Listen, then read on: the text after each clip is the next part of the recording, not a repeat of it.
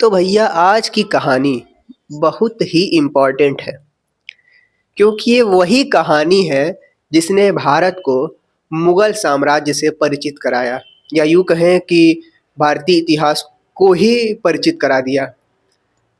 इस कहानी ने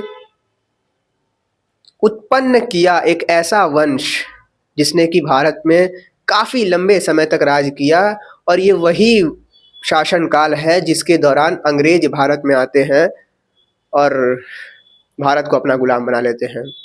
भारतीय इतिहास का एक बहुत बड़ा पन्ना अब खुलने जा रहा है जिसका नाम है मुगल वंश। हालांकि इस वीडियो में हम लोग मुगल वंश को नहीं देखेंगे, मुगल वंश आया कैसे इस पूरी कहानी को देखेंगे। हमारी कहानी मध्य भारतीय इतिहास की जो शुरू हुई थी ईसा मसीह के जन्म के 700 साल बाद हम लोगों ने देखा था एक आक्रमण होता है, अरब आक्रमण। अरब जीतते हैं, कहानी थोड़ी और आगे बढ़ती है और करते करते करते करते गुलाम वंश तक हम पहुंचते हैं। गुलाम के बाद हम लोग देखते हैं तुगलक वंश को। तुगलक वंश ठीक ठाक काम करता है और तुगलक के बाद कहानी थोड़ी और आगे बढ़ती है। कहानी आगे बढ़ती है तो हम लोग फिरोज शाह तुगलक को देखते हैं। फिरोज शाह तुगलक के दौरान हम लोग एक कहानी को देखते हैं पिछली वीडियो में। वो कहानी कुछ इस प्रकार से थी कि 1398 ईस्वी में तैमूर लंग का आक्रमण होता है, यानी कि मंगोल जो साम्राज्य है उसके विस्तार के लिए वो भारत पर भी आक्रमण करता है तैमूर लंग, और उस समय होता है तुगलक वंश का शासन। अंततः हम लोग देखते हैं कि तैमूर लंग विजयी रहता है और भारत पर विजय पा लेता है, परंतु तैमूर लंग यहाँ शासन नहीं करता है, अपने सेना के किसी मेंबर को यहाँ पर देता है, आई थिंक जहाँ तक मुझे याद है। तो खिज्र खां नाम का व्यक्ति होता है, उसको वो अपना शासन दे देता है भारत के अंतर्गत आने वाले क्षेत्रों को। तो कहानी आगे बढ़ती है, आता है खिज्र खां और स्थापना करता है सैयद वंश की। सैयद वंश चलता है 1414 से 1451 तक।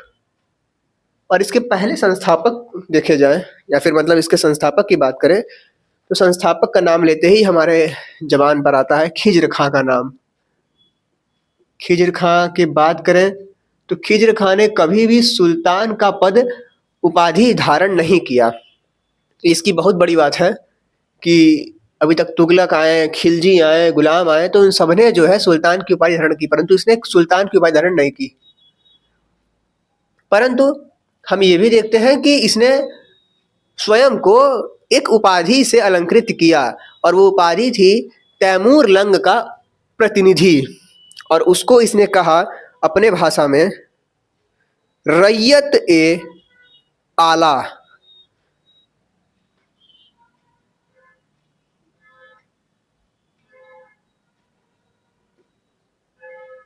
आला ये अच्छा, ये बहुत इंपॉर्टेंट है, ये शायद यूपीएससी में आया हुआ क्वेश्चन है कि ये टोपी एक नुकीली टोपी पहनता था। उस नुकीली टोपी का नाम क्या है भाई? तो खिज्र खां नुकीली टोपी पहनता था। हम लोग देखते हैं ना कि ऐसे सब टोपी पहनते हैं, ऐसे रहते हैं, ये रहा ऐसे, ऐसे ऐसे बना रहता है यूं, कुछ कुछ फोटोज में हम लोग देखते हैं। तो ये नुकीली टोपी है, खिज्र खां पहनता था और उस टोपी का बड़ा गंदा सा नाम था कुलाह दरान। कुलाह दारान।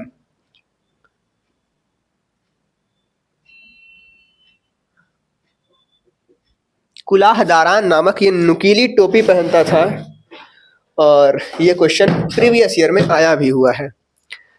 सैयद वंश के अंतर्गत बहुत कुछ देखने को नहीं मिलता है, बहुत इसका विशेष योगदान भारतीय इतिहास में नहीं रहता है। इसके अंतिम शासक को हम लोग को याद रखना है, अलाउद्दीन आलम शाह इसके अंतिम शासक रहते हैं।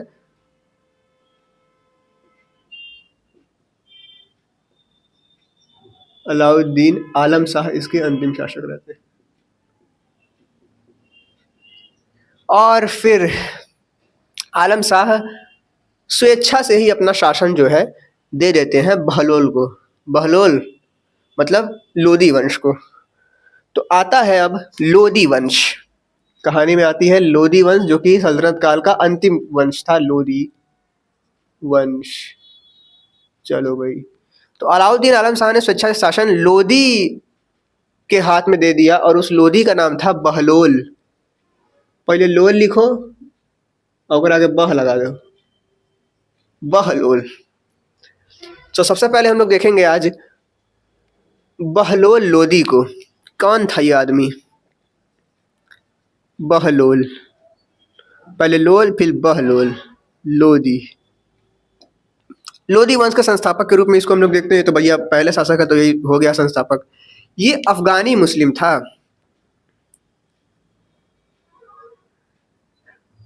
ये जो है ये अफगानी मुस्लिम था।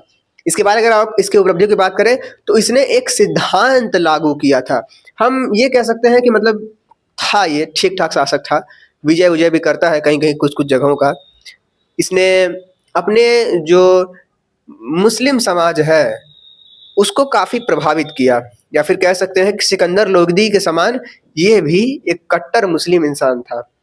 बहलोल लोदी अफगान समानता का सिद्धांत लागू करता है। अफगान समानता का सिद्धांत लागू करता है। अफगानिस्तान के अफगानी मुस्लिमों को दिल्ली अमीर वर्ग का हिस्सा बनाने के लिए आमंत्रण देता है और ये विजय करता है ग्वालियर की।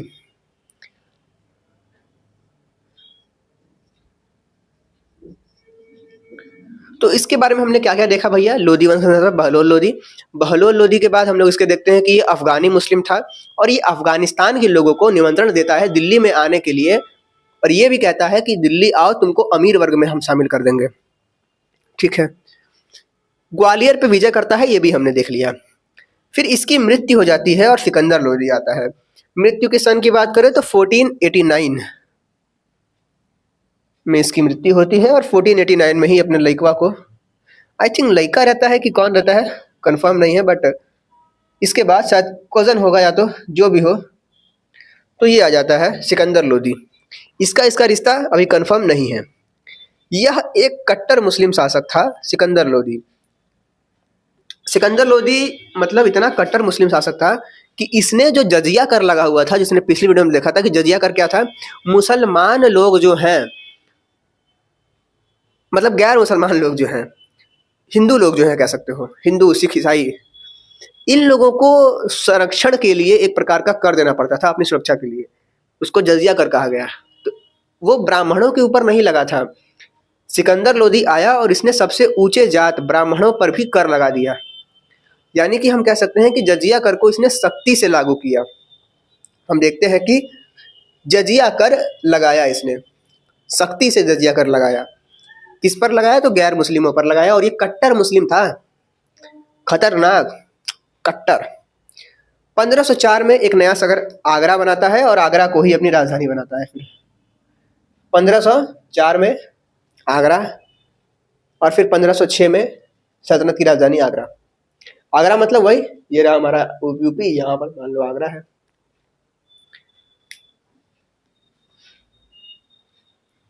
आगे बढ़े, इसने एक ग्रंथ का, आयुर्वेद ग्रंथ का फारसी में अनुवाद भी कराया। तो जैसा कि मैंने बोला है कि कट्टर है मुस्लिम, तो एक आयुर्वेद ग्रंथ था उसका इसने अनुवाद फारसी में करवाया और उसका नाम ये रखता है फरहंग ए सिकंदरी। फरहंग ए सिकंदरी।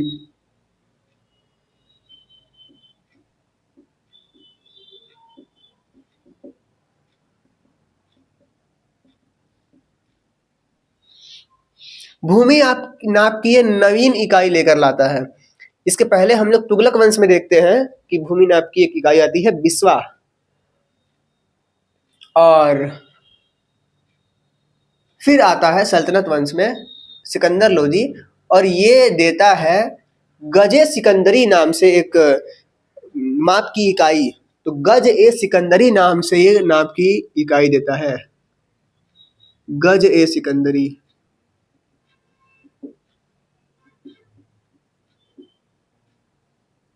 फिर उसके बाद सिकंदर लोधी के बाद शासन इसका खत्म होता है, मरता है, जीता है, भाड़ में जो होता है।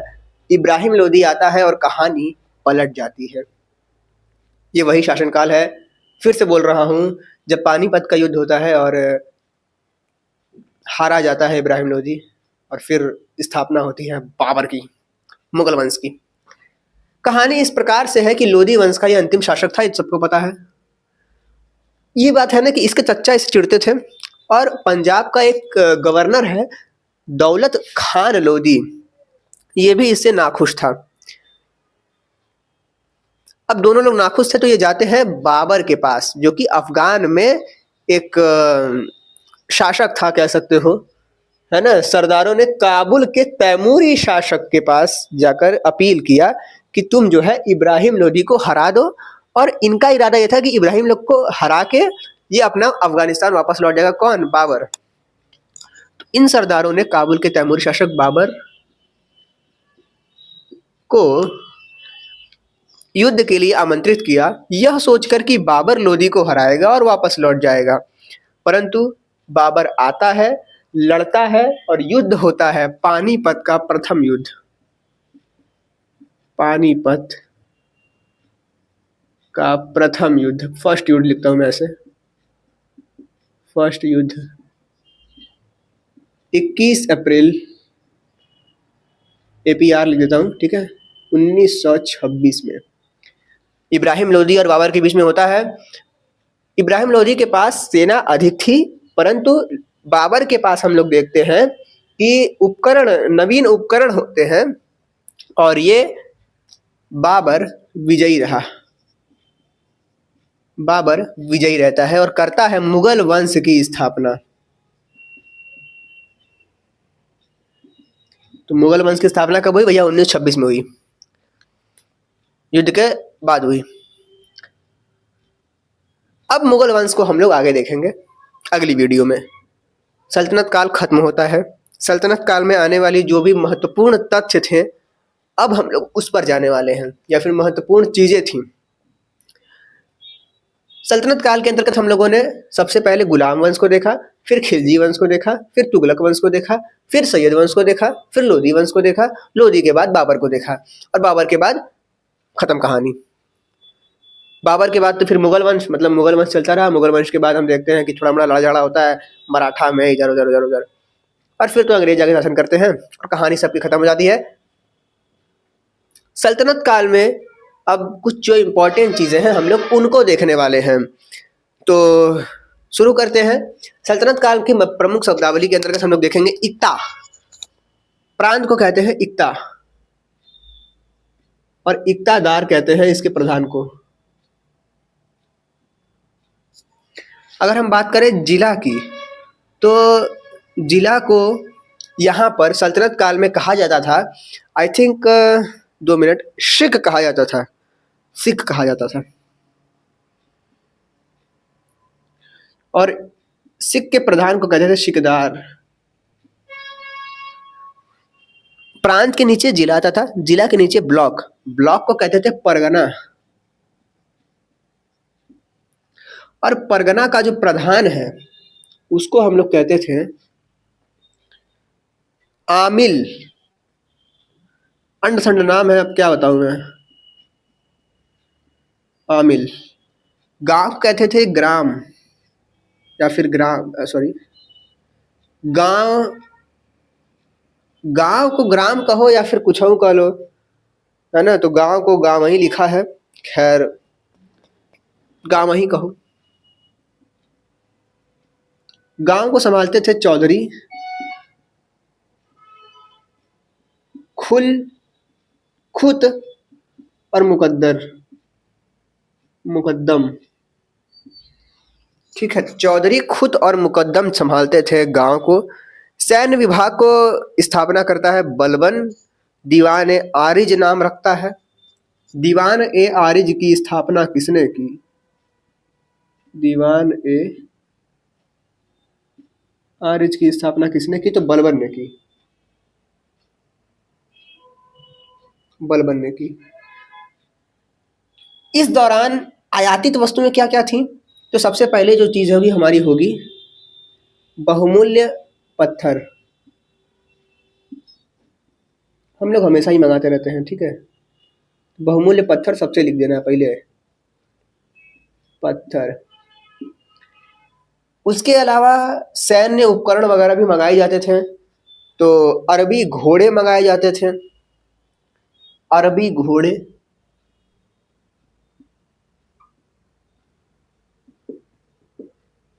फिर मंगाया जाता था हम लोग का दासों को मंगाया जाता था, स्वर्ण मंगाया जाता था। तो ये सब आयात होता था। हम लोग देते क्या थे? तो कपास सबसे पहले लिखेंगे, है ना। कपास, हिंदू सभ्यता जो हमारी चलती थी, सिंधु घाटी की सभ्यता, हिंदू बोल रहा हूँ मैं, सिंधु घाटी की सभ्यता, उसमें कपास का जो है व्यापार होता था निर्यात के तौर पे। हम लोग कपास देते हैं, हम लोग देते हैं हाथी दांत की बनी वस्तुएं, हाथी दांत की वस्तुएं। और हम लोग क्या क्या देते हैं भाई? हाथी दांत की वस्तुएं हो गई, कपास हो गया। मसाले देते थे हम लोग, मसाले, केरला। तो ये सब हम लोग देते थे। लेते क्या क्या थे? बहुमूल्य पत्थर, अरबी घोड़े, दासों को और स्वर्ण को। अब हम लोग देखने वाले हैं एक और चीज कि सल्तनत काल में सबसे पहले क्या क्या हुआ। मतलब कि हम लोग देखेंगे कि सर्वोच्च सल्तनत काल जो है उसमें ऐसी कौन कौन सी यूनिक चीजें हुई जो पहली बार हुई थी। तो सल्तनत काल में पहली बार हम लोग देखते हैं कि कागज का उपयोग हुआ, कागज का उपयोग हुआ, कागज का उपयोग हुआ। सल्तनत काल में पहली बार हम लोग देखते हैं कि चरखे का उपयोग हुआ।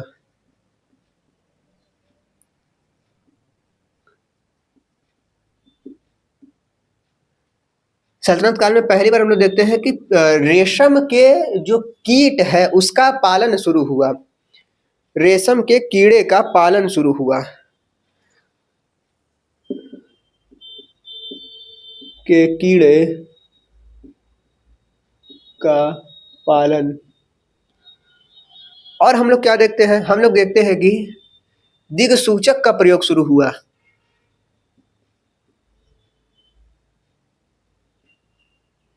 दिक्सूचक का प्रयोग शुरू हुआ। और हम लोग क्या देखते हैं? दिक्सूचक के बाद हम लोग देखते हैं और भी बहुत सारी चीजें हैं भाई। फारसी चक्र आधारित व्यवस्था, रहट प्रणाली, फारसी चक्र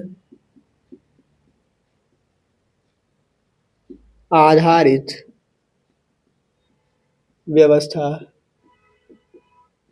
रहट प्रणाली। मैं जल्दी जल्दी लिखता हूँ तो ऐसे लिखता हूँ, ढंग से लिखता हूँ तो ऐसे लिखता हूँ। तो भाई ये हुआ सल्तनत काल में पहली बार कागज का उपयोग, पहली बार चरखे का उपयोग, पहली बार रेशम के कीट का पालन करा गया, पहली बार फारसी चक्र के अंतर्गत रहत प्रणाली का उपयोग किया गया, और दिक्सूचक का प्रयोग किया गया। और कहानी खत्म हुई तो मुगलों के द्वारा इनका प्रयोग किया गया। कहानी आगे बढ़ती है, मुगल वंश में कल मिलते हैं भाई।